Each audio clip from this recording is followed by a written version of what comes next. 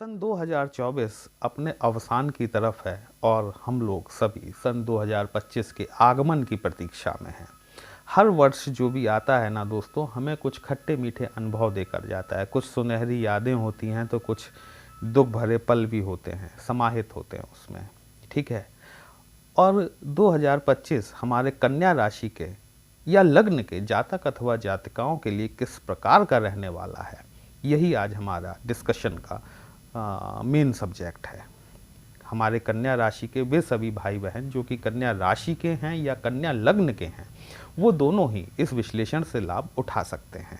नमस्कार दोस्तों, कैसे हैं आप सभी। मैं आपका ज्योतिष मित्र श्लोक वर्मा आपके अपने चैनल श्री हनुमंत कृपा में आपका हार्दिक स्वागत करता हूं, अभिनंदन करता हूं। साथ ही अपने बड़े भैया श्री हनुमान जी से करबद्ध निवेदन करता हूं कि वे अपने हनुमत कृपा परिवार के सभी सदस्यों को सुख समृद्धि प्रदान करें, उन्हें उनके कार्यों में आशातीत सफलता प्रदान करें।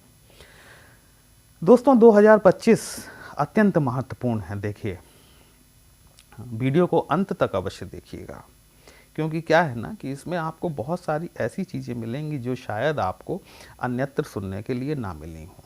ठीक है। ये साल जो है ये जुपिटर की दृष्टि से अत्यंत महत्वपूर्ण है। साथ ही साथ इसमें आपका शनि का भी राशि परिवर्तन होगा, राहु केतु का भी राशि परिवर्तन होगा। कोई भी विश्लेषण जब करते हैं तो मेनली जब हम ईयरली एनालिसिस पे जाते हैं तो हमें 4 प्लैनेट्स पे फोकस करना पड़ता है, क्योंकि यही 4 प्लैनेट जो हैं, जैसे राहु केतु शनि और गुरु, ये एक राशि में सर्वाधिक लंबे समय तक रहते हैं। जैसे शनिदेव 2.5 साल तक रहते हैं, राहु केतु 18 महीने रहते हैं, गुरुदेव बृहस्पति 12 महीने रहते हैं। ठीक है।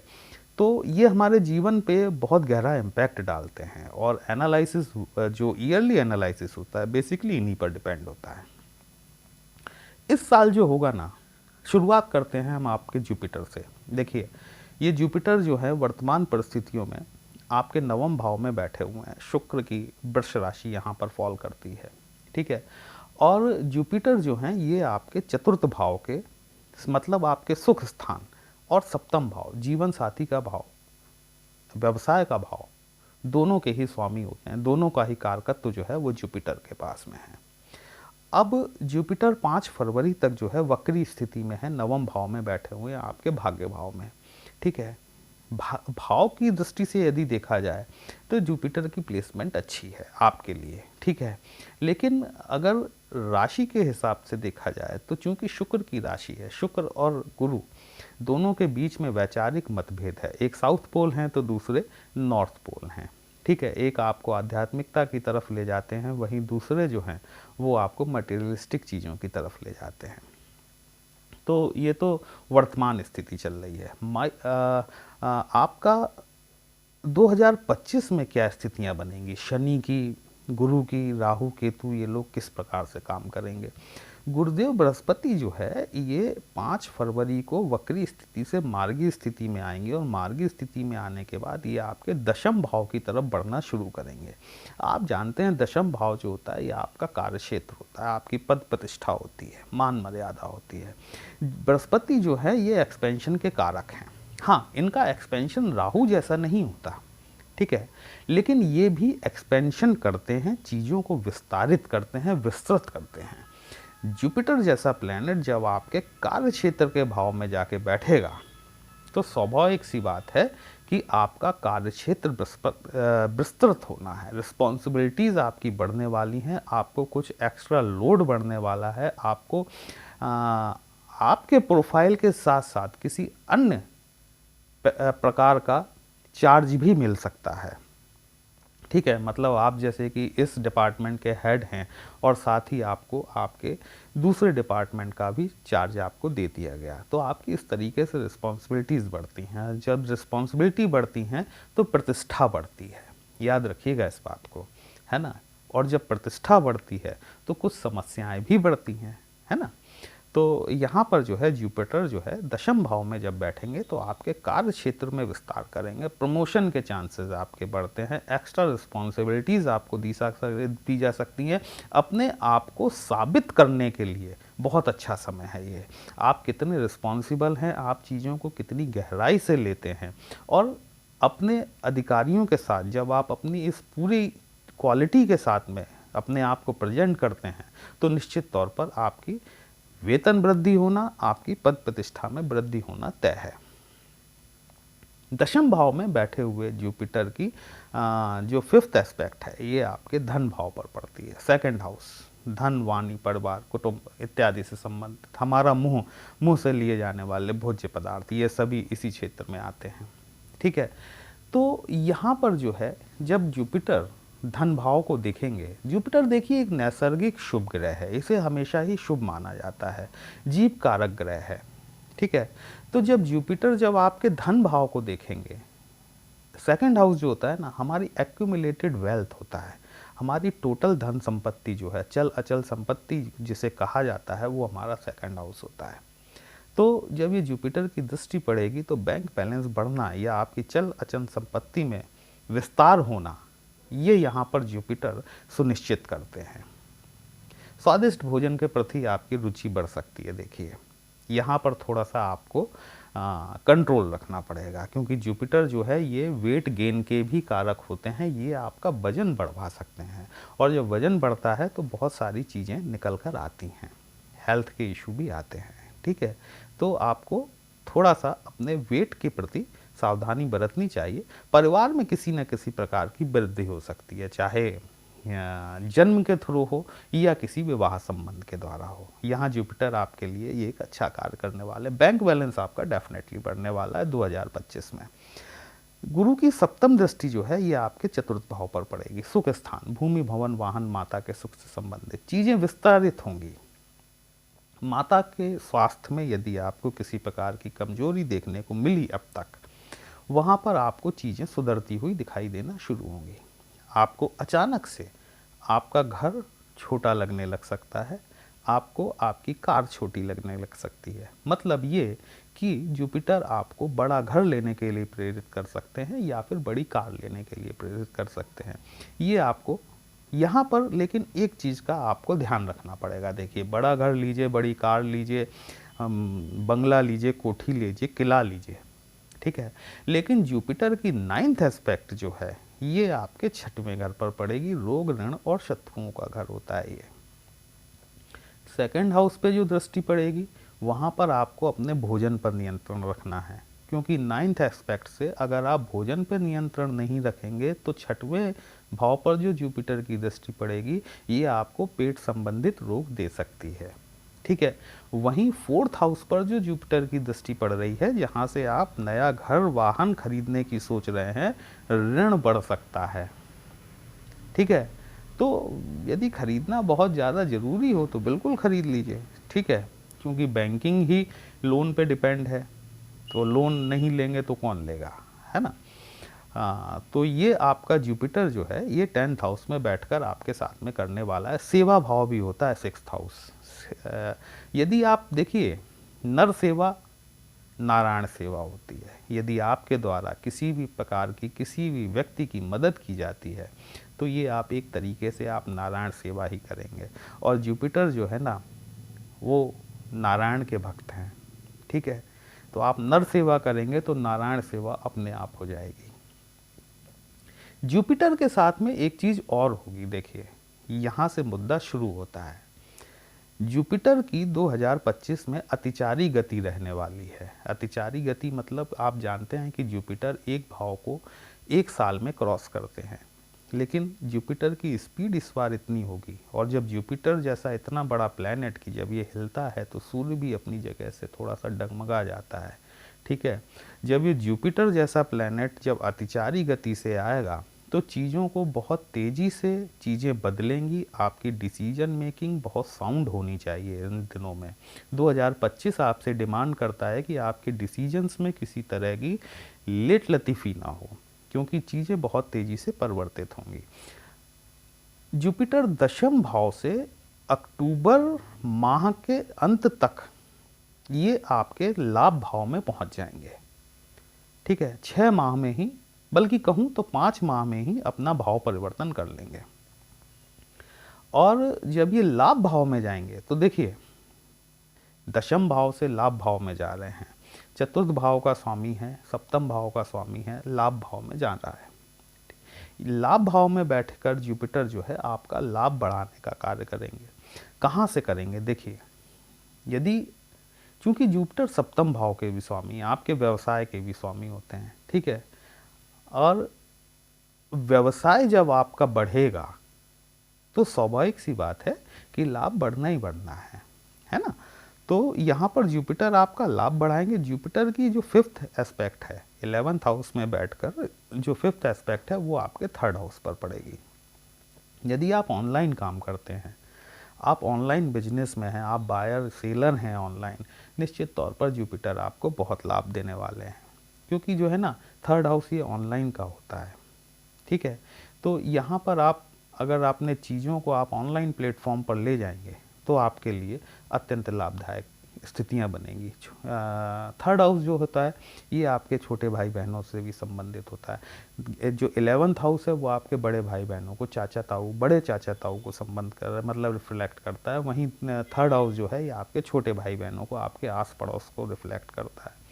यदि कि पहले किसी प्रकार के कोई संबंधों में खराबी थी अपने चाचा ताऊ से या बड़े भाई बहन से या छोटे भाई बहन से, इस गोचर के दौरान आप देखेंगे कि ये स्थितियां लगातार सुधर रही हैं। सप्तम दृष्टि जो है ये आपके फिफ्थ हाउस पर पड़ेगी। पंचम भाव जो है ये आपकी संतान से संबंधित होता है, आपकी एजुकेशन से संबंधित होता है। थर्ड हाउस जो होता है ना वो छोटी छोटी यात्राएं भी होता है, मैं भूल गया था। थर्ड हाउस आपको छोटी छोटी यात्राएं भी करवाएगा जो कि लाभदायक होंगी। मतलब यात्राएं कैसी कि जो आप अपने बिजनेस के रिगार्डिंग करते हैं या आप अपने जॉब के रिगार्डिंग करते हैं, उन यात्राओं से भी आपको लाभ मिलेगा।